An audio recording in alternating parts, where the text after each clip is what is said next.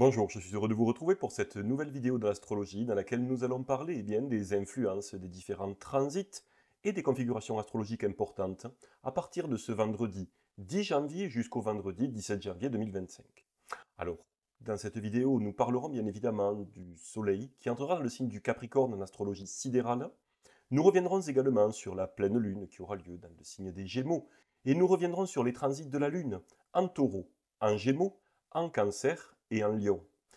Évidemment, dans la mesure où la pleine lune arrive, une partie de ces transits lunaires se dérouleront en phase lunaire croissante qui soutiendra encore le développement et l'expansion de vos projets. Ce sera notamment le cas pour le transit de la lune dans le signe du taureau. On aura une lune croissante. Ensuite, la pleine lune aura lieu dans le signe des Gémeaux et le transit de la lune en Cancer et en Lion se passera alors que la lune sera en phase décroissante qui facilitera plus le fait de prendre du temps, de vous reposer, mais également d'éloigner, de réduire, de bannir et de mettre un terme à ce qui ne vous convient plus. Pour cela, cette semaine, vous pourrez profiter de deux créneaux favorables. Tout d'abord, à partir de ce samedi 11 janvier, à partir de 14h33 jusqu'à 20h43, la Lune sera libre de tout aspect dissonant. Ensuite, à partir du mardi 14 à 18h58 jusqu'au vendredi 17 janvier à 1h45 du matin, la Lune, encore une fois, sera libre de tout aspect dissonant, c'est-à-dire des carrés ou des oppositions, aux autres planètes du septénaire, ce qui vous permettra, durant ces deux créneaux, d'utiliser ces influences lunaires pour prévoir vos différentes activités en lien avec les signes, et bien évidemment, dans lesquels la Lune va se trouver à ce moment-là. Donc la première des choses, c'est que nous allons parler de ce transit du Soleil dans le signe du Capricorne. Si cette affirmation vous surprend, eh bien, rappelez-vous que nous parlons ici d'astrologie sidérale, c'est-à-dire de l'astrologie conforme à la réalité astronomique observable. C'est-à-dire qu'en astrologie sidérale, dire que le Soleil entre ici dans le signe du Capricorne, eh bien, ça veut dire que le Soleil entre réellement dans la constellation du Capricorne. Donc on le voit ici. À partir de ce moment-là, donc de ce jeudi 15 janvier et jusqu'au jeudi 13 février 2025, la Lune transitera ce domicile de Saturne qui est également un signe de terre. Donc le signe du Capricorne, je viens de vous le dire, c'est l'un des domiciles de Saturne qui va apporter bien évidemment ses influences sur ce transit solaire.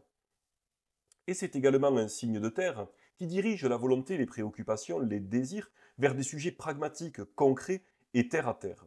Le soleil, ici, vous le savez, il vous parle non seulement de votre réalisation personnelle, de votre dynamisme, mais également de votre volonté et de votre ambition. Et effectivement, la planète, l'astre plutôt de l'ambition dans le signe qui gouverne l'ambition, le Capricorne, eh bien ça va tout d'abord vous permettre pendant ce mois solaire eh bien, de gagner en réalisme, en structuration, en responsabilité et en persévérance pour pouvoir planter les jalons de votre réussite à venir. C'est-à-dire que ce transit du Soleil en Capricorne va vous permettre, bien évidemment, de mettre en place des actions, encore une fois, concrètes, structurées, réalistes. Et vous allez pouvoir petit à petit suivre ces différentes étapes que vous aurez élaborées, de manière à vous rapprocher, jour après jour, de la réalisation de votre volonté et de la réalisation de votre ambition, sur le plan bien évidemment à la fois social et professionnel.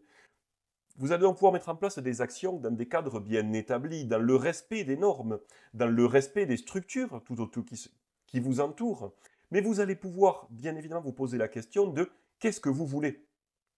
Et c'est vrai que lorsqu'on parle comme ça des transits de la Lune, qui durent 2 jours et demi à peu près chaque mois, qui se succèdent les uns aux autres, jour après jour, mois après mois, année après année, on n'a pas forcément toujours le temps de se poser les questions les plus importantes. Et c'est tout l'avantage des transits plus longs, par exemple ici le transit du Soleil, qui dure quasiment un mois, 30-31 jours.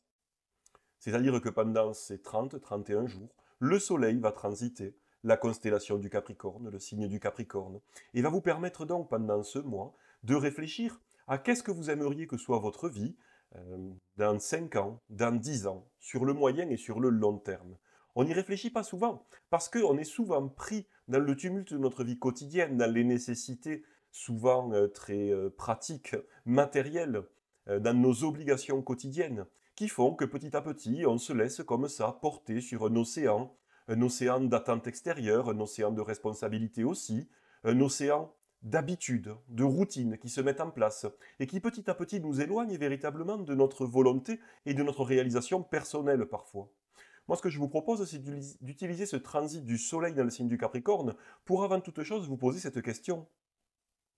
Peut-être même l'écrire, prenez un carnet, un crayon, une feuille, n'importe quoi, et écrivez. Qu'est-ce que vous aimeriez? À quoi est-ce que vous aimeriez que ressemble votre vie dans 5 ans, dans 10 ans, dans 15 ans et dans 20 ans? Je sais bien que ça peut paraître étrange de se poser cette question. Mais si vous, pour vous-même, vous ne vous posez pas parfois cette question de savoir à quoi est-ce que vous aimeriez que votre vie ressemble dans plusieurs années, eh bien personne ne le fera pour vous. Et si quelqu'un venait à le faire pour vous, ce sera certainement pas pour vous aider à atteindre vos objectifs, pour vous aider à atteindre la réalisation de votre ambition et de votre volonté, mais plutôt pour savoir comment utiliser votre énergie, votre temps, votre disponibilité, pour nourrir ses propres ambitions et ses propres volontés. Je dis ça, bien évidemment, à l'exclusion des personnes qui vous aiment le plus, puisque véritablement l'amour inconditionnel, c'est aimer l'autre pour l'autre et avant soi-même. Mais en dehors de cela, que ce soit dans le milieu social, parfois nos relations, et encore plus dans le milieu professionnel, dans le milieu social, et dans la question de la réussite sociale et professionnelle, si vous ne vous posez pas la question de ce que vous aimeriez atteindre, accomplir et réaliser dans votre vie, eh bien dans ce cas-là, vous allez suivre quelque part des plans qui seront établis pour vous, mais par les autres. Et ces plans, bien évidemment, où est-ce qu'ils vous mèneront? Eh bien, ils vous mèneront à la réalisation des projets des autres. Voilà pourquoi il est essentiel pour vous, à un moment donné, et pourquoi ne pas utiliser ce transit du Soleil en Capricorne pour vous poser cette question. Qu'est-ce que vous aimeriez que soit votre vie dans 1 an, dans 5 ans, dans 10 ans, dans 15 ans et dans 20 ans?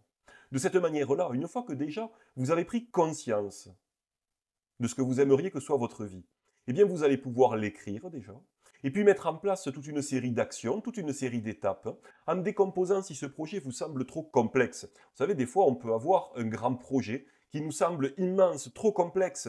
On ne sait pas par quel bout l'attaquer. Et moi, une partie de ma vie, j'ai été développeur informatique, c'est-à-dire que mon travail était de développer des logiciels et des applications, et c'est bien souvent des tâches extraordinairement complexes. Dans ce métier, on a pour coutume, et je ne pense pas que dans ce métier, dans tout un tas d'autres métiers, on a l'habitude de découper les tâches qui nous semblent trop grosses, trop importantes, même ne serait-ce qu'à saisir, à comprendre dans notre esprit, eh bien on a l'habitude de les découper en tout un tas de petites tâches, beaucoup plus faciles à appréhender et beaucoup plus faciles à réaliser. Et en enchaînant de manière structurée ces différentes tâches, eh bien à la fin, vous voyez, on va arriver, on arrivera à la réalisation de ce projet qui nous semblait si complexe qu'on ne savait pas par où le prendre. Tout le but, je dirais toutes les influences de ce transit du Soleil en Capricorne, c'est également, quand on parle de structuration, c'est ça.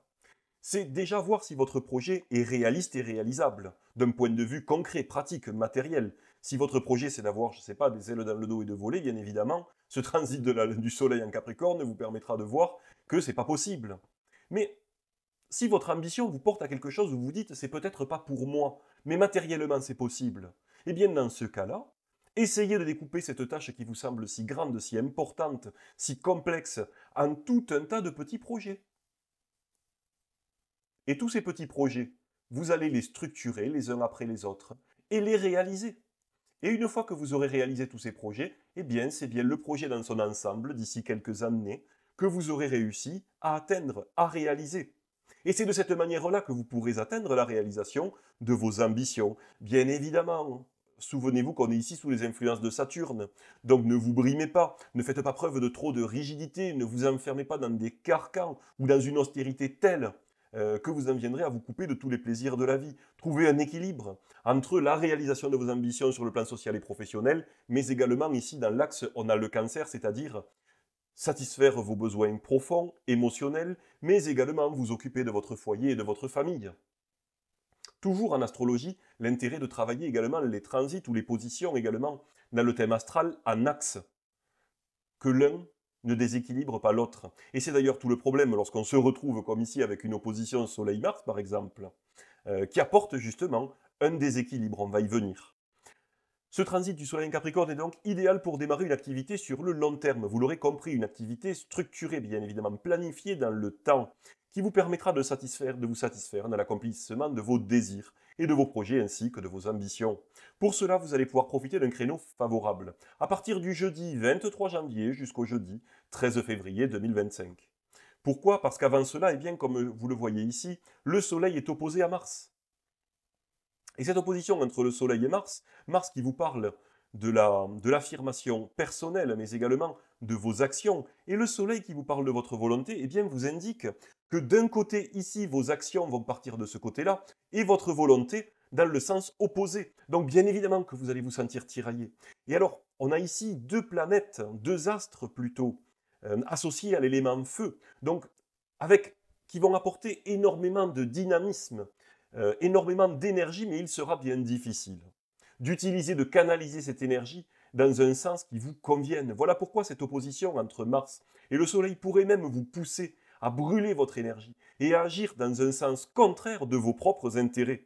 Le sachant, vous allez donc faire tout ce qui est dans votre pouvoir pour canaliser justement ce dynamisme, cette énergie, cette volonté, cette puissance que vous ressentez en vous, soit la canaliser dans le sens de la réalisation de vos objectifs et de vos projets, soit éventuellement dans une activité positive, comme par exemple le sport. N'hésitez pas à vous dépenser si vous sentez justement que cette énergie, ce dynamisme pourrait vous rendre, soit vous pousser à la colère, soit vous pousser à faire preuve d'impulsivité. Voilà, on a maintenant fait le tour de ce transit. On va revenir également sur l'élément important des jours à venir, la pleine lune qui aura lieu ce lundi 13 janvier à 23h27. 23h27, heure de Paris. Toutes les heures que je partage avec vous, que ce soit dans mes newsletters d'information ou dans ces vidéos, sont exprimées pour le fuseau horaire de Paris. Donc selon où vous m'écoutez, eh bien, il est nécessaire bien évidemment d'appliquer le décalage horaire pour pouvoir utiliser ces créneaux pour l'endroit dans lequel vous vous trouvez. Ce qui n'est pas le cas du logiciel Tempus Magis, de mon site et du logiciel Tempus Magis, qui bien évidemment vous donne les créneaux horaires pour le lieu que vous aurez renseigné. On ferme cette petite parenthèse. La pleine lune, c'est avant toute chose la fin du cycle lunaire croissant, et donc le début de la phase lunaire décroissante, qui soutiendra ensuite le fait de prendre du temps pour réfléchir, pour éloigner, pour réduire, pour bannir, voire même pour mettre un terme à ce qui ne vous convient plus. La pleine lune, elle porte également en elle des influences donc de fin et d'achèvement que vous allez pouvoir transposer dans les domaines associés, dans le signe dans lequel elle va se trouver. Alors vous le voyez ici en astrologie sidérale, la lune se trouvera à la toute fin du signe des Gémeaux. Le signe des Gémeaux, qui est un des domiciles de Mercure, également un signe d'air, il vous parle des activités intellectuelles, des activités de l'esprit, mais également des échanges, de la communication et du commerce. Cette pleine lune dans le signe des Gémeaux, elle va donc marquer bien évidemment une période de culmination des énergies qui va favoriser le fait de vous arrêter, comme je vous le disais, de faire le point, d'arrêter de courir toujours après plus, mais déjà d'éprouver de la gratitude pour ce que vous avez déjà dans votre vie. Ça, c'est une chose essentielle à chaque pleine lune. C'est au moins tous les mois lunaires l'occasion de mettre sur pause tous nos désirs, tout ce qui peut nous manquer, ou que l'on pense qu'il nous manque, pour déjà regarder en arrière et déjà célébrer l'étendue de nos réalisations passées, de manière véritablement à ressentir de la gratitude pour ce que nous avons eu la possibilité, pour ce que nous avons eu le courage, et parfois pour ce que nous avons eu la chance d'accomplir et de réaliser, qui fait maintenant partie de notre vie. Quelque chose d'essentiel. Bien évidemment, ça ne nous coupe pas du fait, comme je vous le disais, que la pleine lune est une opposition, donc un aspect dissonant, qui apporte un déséquilibre entre les besoins ici, échauffés en plus avec la conjonction à Mars, ces besoins, et cette sensibilité, avec notre volonté exprimée ici, par le Soleil qui se trouve toujours à la fin du signe du Sagittaire. On a donc des tensions émotionnelles, de la nervosité, de la fébrilité évidemment, qui apportent des changements d'humeur parfois spectaculaires, qui apportent également de la difficulté pour dormir, parce qu'on ressent cette profonde tension, à la fois entre nos besoins d'un côté, le besoin par exemple ici de multiplier, le besoin de découvrir, de parler, d'échanger, de découvrir, de lire, d'écrire, de partager, et ici, la volonté, la quête d'élévation, de compréhension de quelque chose de supérieur. Parce que ce besoin ici dans le signe des Gémeaux, eh bien cette curiosité, elle est tout autour de nous, pour nourrir notre petit mental. Alors que le Soleil ici, à la fin du Sagittaire, nous incite à une véritable quête de compréhension profonde et supérieure, connectée peut-être à nos croyances, à notre foi profonde. Et voilà pourquoi on a ici de la tension, encore une fois, entre la curiosité intellectuelle, ici, et la quête de sens profond, qui va apporter cette nervosité, cette tension intérieure, qui va nous pousser à faire preuve peut-être de susceptibilité, nous pousser à faire preuve de fébrilité, d'agitation, de nervosité. Mais en le comprenant, on peut désamorcer bien évidemment, les conséquences de cette pleine lune, de la même manière. L'élixir floral Walnut, l'élixir floral du Dr Bach, Walnut pourra aussi vous aider à vous protéger, à vous isoler des influences extérieures si elles venaient à être trop pressantes et trop pénibles pour vous. De la même manière, je vous le disais, la pleine lune est également synonyme de fin, d'achèvement, et vous allez donc pouvoir l'utiliser dans les domaines associés ici au signe des Gémeaux. Terminer un travail ou une œuvre de l'esprit, un enseignement, l'écriture d'un projet, l'écriture d'un livre, l'écriture de quoi que ce soit d'ailleurs. Mettre également fin à un projet. Quand je dis mettre fin, c'est soit arrêter quelque chose, soit mettre un point final à un projet qui va ensuite pouvoir éclore. Un projet intellectuel, un projet lié à la communication, au commerce, aux échanges, mais également, bien évidemment, à toutes les activités en lien avec l'intelligence et l'esprit. Favorable, évidemment, pour achever un projet commercial. Mais moi, ces influences que je partage avec vous, elles sont générales pour tout un chacun. Parce que lorsqu'on parle des transits des planètes, eh bien, on se place là où serait situé un observateur situé au centre de la Terre. C'est-à-dire que ces influences de cette pleine lune, ce lundi 13 janvier à 23h27, elles s'appliquent à tout un chacun sur cette Terre. Et il est donc très intéressant, particulièrement intéressant, de rapporter ces influences à votre personne précise. Et pour faire ça, qu'est-ce qu'on fait? Eh bien, on vient superposer la position de la Lune, du Soleil et de toutes les autres planètes par rapport à votre thème astral de naissance. Je dis votre thème astral, mais également le thème astral de toutes les personnes dont vous connaissez les coordonnées de naissance. Jour, heure, lieu. Et de cette manière-là, eh bien, vous allez pouvoir faire des prévisions véritablement personnalisées et savoir dans quel domaine ces influences de fin et d'achèvement vont pouvoir, par exemple, se préciser pour telle ou telle autre personne. Encore une fois, en fonction de son thème astral. C'est ce que je vous montre ici rapidement. Alors on utilise le logiciel Tempus Magis, dans lequel on a préalablement enregistré le thème astral sur lequel on travaille, sachant que sur Tempus Magis, on peut enregistrer autant de thèmes astraux que ce que vous souhaitez. On vient ici sélectionner la date du transit, c'est-à-dire de la pleine lune, le 13 janvier à 23h27, et on se retrouve ici au milieu avec le thème astral que l'on a sélectionné, et ensuite la carte extérieure, qui est la carte des transits, c'est-à-dire, on le voit ici d'ailleurs avec la Lune d'un côté, qui se trouve à la fin du Gémeaux, et le Soleil qui lui est diamétralement opposé, et qui se situe également ici, à la fin du signe du Sagittaire. Ce qui nous intéresse ici, c'est de voir dans quelle maison de notre thème astral, par exemple, la Lune va se trouver. Alors bien évidemment, on a ces cartes du ciel sur Tempus Magis, mais on a également des tableaux récapitulatifs, comme ici, et on voit immédiatement que la Lune, alors se trouve dans le signe des Gémeaux, ça on l'a vu, mais en maison 7. Et la maison 7, c'est la maison des unions, des partenariats, des associations, aussi bien sur le plan sentimental, personnel que professionnel et social. C'est également la maison des procès et des ennemis connus.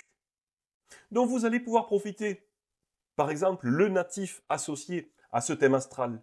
Eh bien, cette pleine lune va lui permettre de mettre un terme, par exemple, à une association, à un partenariat ou une union, va lui permettre également de mettre un terme à une certaine manière de vivre ces différents domaines, à une certaine manière de vivre, par exemple, ses unions, ses partenariats, son couple peut-être, sachant que, encore une fois, allons chercher malgré tout les influences de la pleine lune d'un point de vue global, avec cette idée à la fois de communication, d'échange, de nourrir le petit mental, mais également d'aller chercher quelque chose, une quête de quelque chose de supérieur. Venons l'appliquer ici à notre maison 7. On pourra ressentir cette tension, par exemple, dans nos partenariats, dans nos associations, dans notre couple peut-être. On pourra, là en tout cas je parle, pour le natif spécifiquement de cette carte du ciel, il pourra, ce natif, ressentir une tension entre ce que lui dicte son besoin peut-être de regarder tout autour de lui, autour de son clocher, pour nourrir son petit mental, et la volonté d'aller vers quelque chose de supérieur et de plus grand, encore une fois, autour de cette maison 7 et des influences de cette maison 7. Lorsqu'on parle des procès, des oppositions, des conflits avec des opposants, avec des personnes avec qui on est donc en conflit de manière ouverte et que l'on connaît, parce que sinon c'est la maison 12, les ennemis inconnus, cachés, c'est la maison 12, les ennemis connus, c'est la maison 7, eh bien cette pleine lune va nous donner l'opportunité, en maison 7, de mettre fin peut-être à un litige, à une opposition, peut-être même à un procès. Voilà ce que nous permet de réaliser ce type de prévision. Bien évidemment, si la Lune à ce moment-là applique en plus des aspects particuliers, soit aux angles du thème, ascendant, descendant, milieu du ciel, fond du ciel, ou à des planètes personnelles de notre thème astral, eh bien ça viendra encore une fois teinter, colorer cette interprétation et apporter plus de poids, plus de puissance, plus de profondeur, puisque les influences de cette pleine Lune, dans ce cas-là, pourront aller jusqu'à 15 jours. Si on venait à avoir ce type de transit. Si c'est quelque chose qui vous intéresse, vous pourrez retrouver, je vous le mettrai en description de la vidéo, une vidéo dans laquelle je vous parle de l'interprétation de ces transits, des pleines lunes et des nouvelles lunes par rapport à votre thème astral. Revenons, avant de passer au transit de la Lune dans les signes du zodiaque, un point important, à partir de samedi à 9h49, la Lune sera conjointe au nœud lunaire sud, vous le voyez ici. Et elle sera conjointe au nœud lunaire sud jusqu'à lundi à 1h45 du matin. Ce n'est pas fondamentalement très important parce qu'à ce moment-là, sur une grande partie de ce transit, la Lune sera décroissante et elle ne favorisera de toute façon pas le démarrage d'un projet important. Mais il est important de savoir que lorsque la Lune est conjointe à l'un des nœuds lunaires ici ou au nœud lunaire nord, il ne faut rien commencer qui soit destiné à produire ses fruits dans l'avenir. Essentiel, si vous souhaitez utiliser l'astrologie pour choisir la date de démarrage d'un projet important pour vous, assurez-vous au moins que la Lune ne soit pas conjointe à l'un des nœuds lunaires, nord ou sud, mais non plus qu'elle n'applique pas d'aspect dissonant aux autres planètes du septénaire, carré ou opposition. Évitez cela. Pour autant, cette conjonction entre la Lune et les nœuds lunaires, elle n'affecte pas vos activités courantes ou votre humeur. Et comme je vous le disais, la Lune sera décroissante toute une partie de ce transit, donc de toute manière, ce n'est pas une période vraiment favorable pour démarrer un projet important pour vous, et encore moins un projet destiné à produire ses fruits dans l'avenir. On va maintenant pouvoir passer au transit de la Lune, ici dans le signe du Taureau, qui durera jusqu'au samedi 11 janvier à 21h01. Alors vous le voyez, au moment où je vous parle, ce vendredi matin, la Lune se trouve toujours ici en Taureau. Le Taureau, c'est l'un des domiciles de Vénus et c'est aussi un signe de terre. Ça, c'est essentiel. Et c'est également un signe de mode fixe. C'est d'ailleurs très intéressant de voir comment on peut comprendre l'influence d'un signe uniquement avec les analogies et les correspondances. Mais également, bien évidemment, avec le système des domiciles, des exaltations, des exils et des chutes, mais aussi des correspondances et analogies avec l'élément et avec le mode. Alors bien évidemment, si on a l'élément, on a la polarité négative, c'est-à-dire qu'on est déjà sur un transit plutôt introverti, où la volonté, les émotions, les pensées, les actions seront plutôt dirigées vers l'intérieur que vers l'extérieur. Le transit de la Lune en Taureau, il développe un profond besoin de stabilité, un besoin de confort et de sécurité, notamment sur le plan personnel, sentimental, mais également matériel et financier. Pourquoi ? Parce que Vénus, qui est le maître du Taureau, c'est à la fois la planète qui vous parle de l'amour, de la beauté, des plaisirs, mais également de l'argent et des finances. Voilà pourquoi vous allez pouvoir profiter de ce transit de la Lune, qui sera toujours croissante, je vous le rappelle, ce vendredi et ce samedi, eh bien, pour mettre en place des projets sur le moyen, sur le long terme, destinés à renforcer votre sécurité matérielle et financière, peut-être en mettant en place des systèmes d'assurance ou des investissements sur le long terme.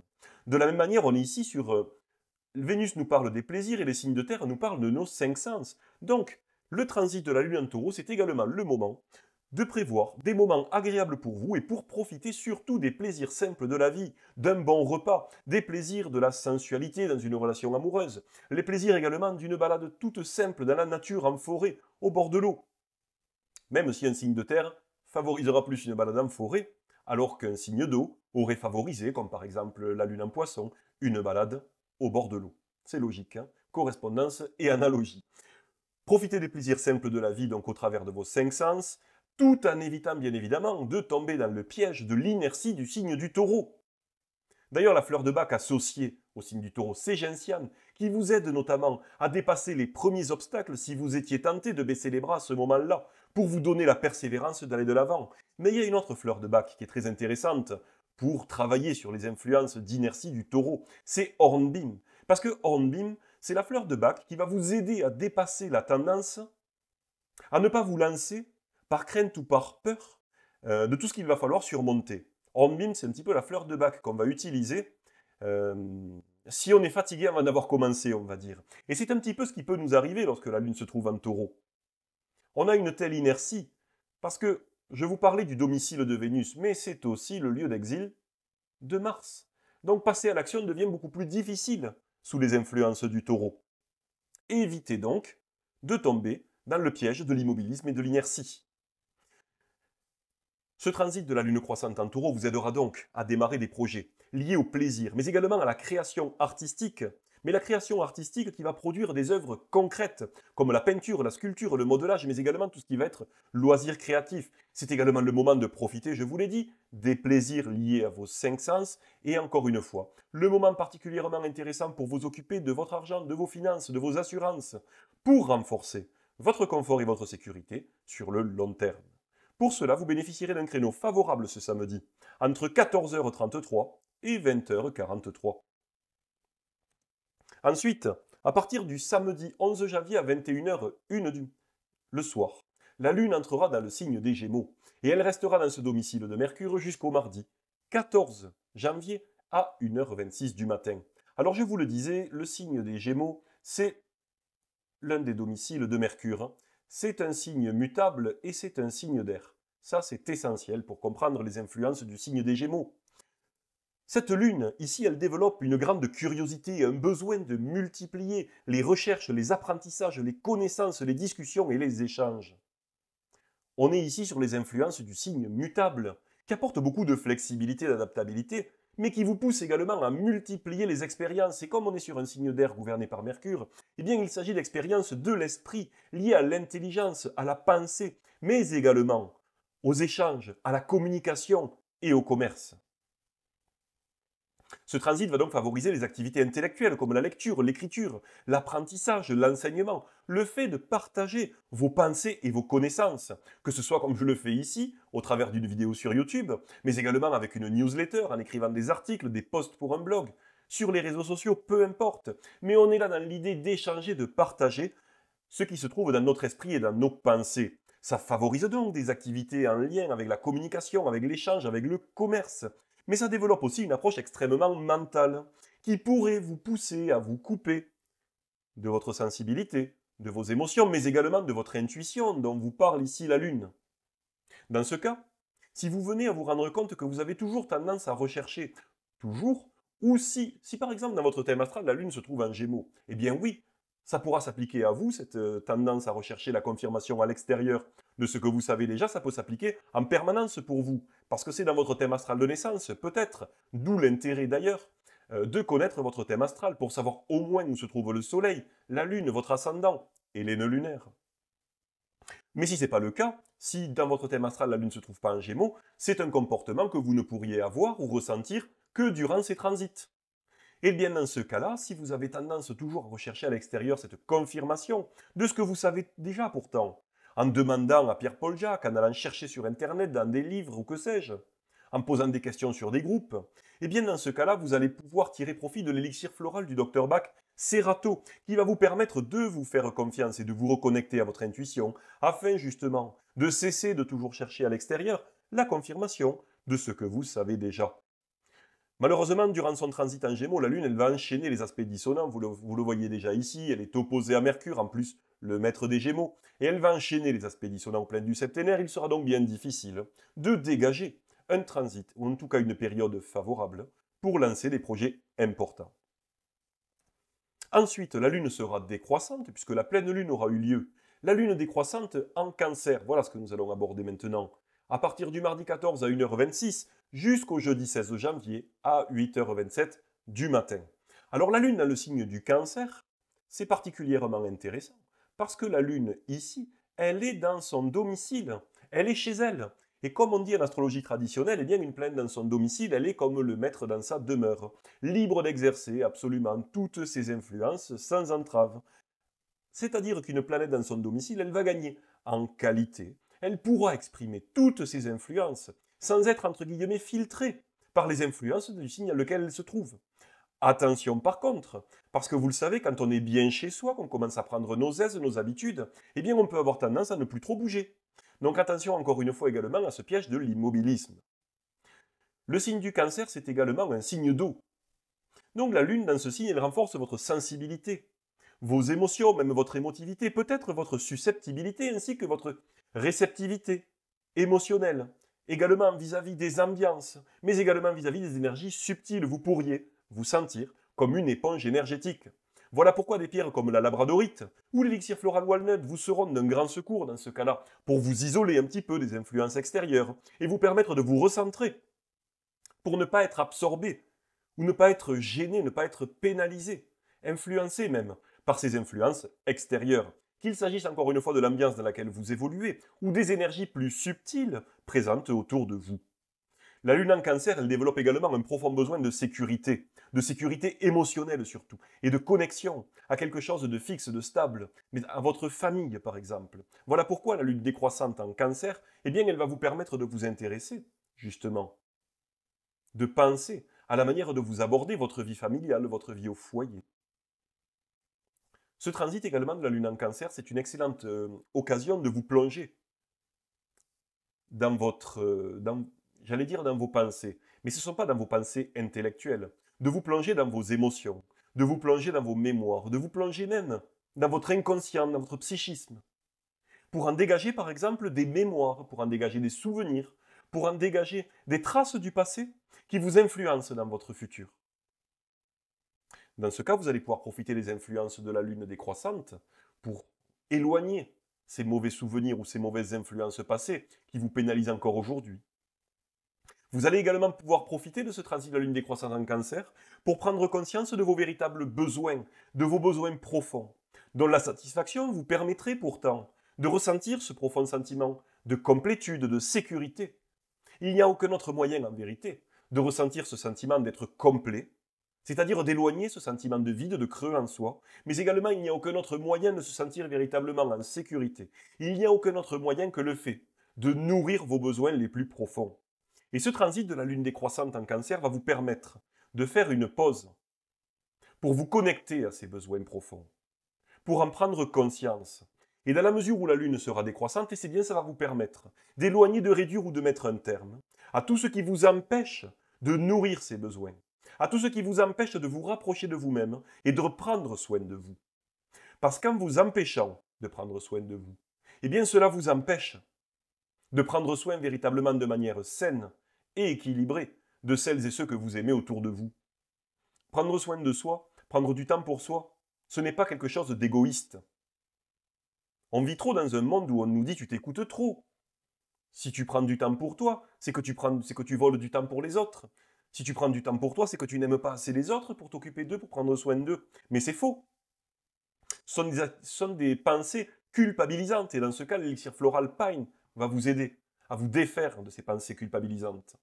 Parce qu'en prenant du temps pour vous, en prenant soin de vous, en nourrissant vos besoins, vous allez ensuite pouvoir prendre, encore une fois, je le redis parce que c'est très important, vous allez pouvoir aimer et prendre soin des autres de manière saine et équilibrée, sans projeter sur eux des attentes conscientes ou inconscientes, qui ensuite seront le terreau et constitueront le terreau de relations biaisées.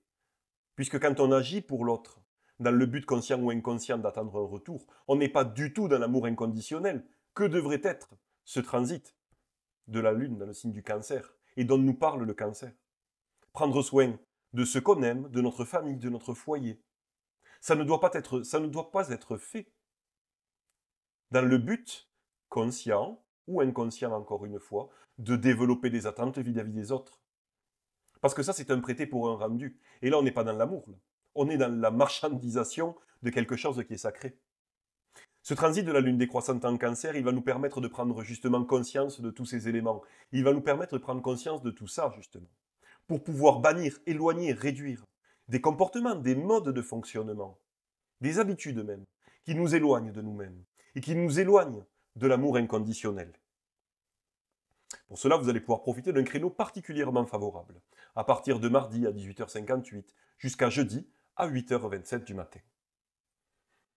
Enfin, on va maintenant parler des influences du transit de la Lune décroissante dans le signe du Lion, qui débutera jeudi à 8h27 et qui prendra fin le samedi 18 janvier à 18h47. À partir du début du transit ici de la Lune en Lion, jusqu'au jeudi 16 janvier à 8h27, la Lune en plus sera ici opposée à Vénus et à Saturne, ce qui apportera des problèmes sur le plan émotionnel, sentimental, de la frustration même qui pourra remonter à ce moment-là. Donc voilà pourquoi tout ce début de transit ici sera particulièrement délicat, mais le sachant, eh bien évidemment, vous éviterez de tomber dans ce piège. C'est pour ça que le créneau favorable durant ce transit de la Lune décroissante en Lion, ce sera du jeudi 16 janvier à 8h27 jusqu'au vendredi 17 à 1h45. Le signe du Lion, c'est le domicile du Soleil, c'est un signe fixe. C'est également un signe de feu. Voilà quelles sont les influences du Lion. Non, lorsque la Lune, qui nous parle à la fois des besoins, de l'émotion, de la sensibilité, transite dans ce signe de feu, dans le Lion, donc, eh bien, ça va renforcer évidemment la confiance en soi, le dynamisme, la volonté. Ça va vous pousser, ça va vous aider à prendre la tête des opérations pour avancer vers votre réalisation personnelle, vers la réalisation de votre volonté et de votre ambition, quitte à justement diriger, commander, faire preuve d'autorité vis-à-vis des autres pour qu'ils vous aident, qu'ils vous accompagnent, jusqu'à la réalisation de votre volonté et de votre ambition. C'est également le transit de la Lune en Lion, une excellente période pour sortir, pour vous amuser, pour vous divertir, pour recevoir aussi, mais également pour vous montrer sous votre meilleur jour. La Lune en Lion favorise aussi la séduction, les rencontres sentimentales, mais dans la mesure où la Lune est décroissante, ça vous incite aussi à faire le point sur ces différents domaines, sur votre manière d'aborder ces thématiques dans votre vie, pour peut-être mettre un terme à des comportements qui ne vous conviennent pas. Qu'il s'agisse peut-être de comportements qui vous empêchent de vous divertir, de vous sortir, de vous amuser, ou au contraire des comportements qui vous poussent trop vers les divertissements, vers la satisfaction de votre volonté immédiate, en vous empêchant, encore une fois, on va travailler ici les axes, d'aller vers quelque chose, soit d'aller vers l'altruisme, soit de vous libérer de l'emprise peut-être, ici de la volonté de briller, d'être remarqué, d'occuper le centre de l'attention. Voilà ce que va vous permettre cette lune décroissante en Lion, par exemple. Bien évidemment, ça soutiendra aussi des démarches créatives basées sur l'expression concrète de votre personnalité. Parce que la lune en Lion, elle vous incite à créer. Parce que la création, qu'est-ce que c'est? Si ce n'est l'émanation concrète de votre personnalité dans toute son originalité et son individualité. La fixation, on pourrait dire, de cette énergie, de cet élan apporté par l'élément feu, qui passera par la réalisation de votre volonté et donc votre réalisation personnelle. Évidemment, on a ici un besoin de reconnaissance, mais la lune décroissante nous poussera à nous interroger dans quel moment dans notre vie peut-être nous agissons dans le seul but d'être remarqués, de briller, d'occuper le devant de la scène et peut-être réduire, éloigner, bannir ce type de comportement, voire même peut-être ce type de motivation. Ça nous incite donc à réfléchir, ce transit de la lune décroissante en Lion, sur la manière de nous réaliser et d'exercer notre autorité, mais de manière saine et équilibrée, c'est-à-dire une autorité qui inspire, qui guide les autres. Évidemment, à nous aider dans le sens de notre réalisation, mais encore une fois qui les inspire, et non pas qui les contraint ou qui les rabaisse. Et dans ce cas, par exemple, vous avez l'élixir floral Vine, l'élixir floral Dr Bach Vine, qui va vous aider justement. Si vous voyez que vous avez peut-être une manière d'exercer votre autorité qui est un petit peu trop forte vis-à-vis des autres, qui écrase un petit peu trop ceux qui sont sous votre autorité, justement sous votre coupe, eh bien cet élixir floral du Dr Bach Vine va vous aider à renouer avec une autorité beaucoup plus saine et beaucoup plus équilibrée, encore une fois pour devenir, puisque c'est ça dont nous parle ce signe gouverné par le soleil, va vous aider à devenir un centre rayonnant, aimant pour les autres, qui va inspirer les autres, et non pas les écraser ou les reléguer au second plan. Voilà, on a maintenant fait le tour des informations astrologiques de cette fin de semaine, de ce week-end et de la semaine prochaine. J'espère qu'elles vous seront utiles et bien évidemment vous pouvez tout retrouver, toutes ces informations, ces dates, ces heures. Vous pouvez tout retrouver dans les emails que je vous envoie tous les lundis matins et tous les vendredis matins à 11 h. Donc si vous n'êtes pas abonné, n'hésitez pas à le faire, ça c'est directement sur mon site alexandrejohan.com. Il ne me reste plus qu'à vous souhaiter une belle journée, un beau week-end et une excellente semaine. À très bientôt, bye.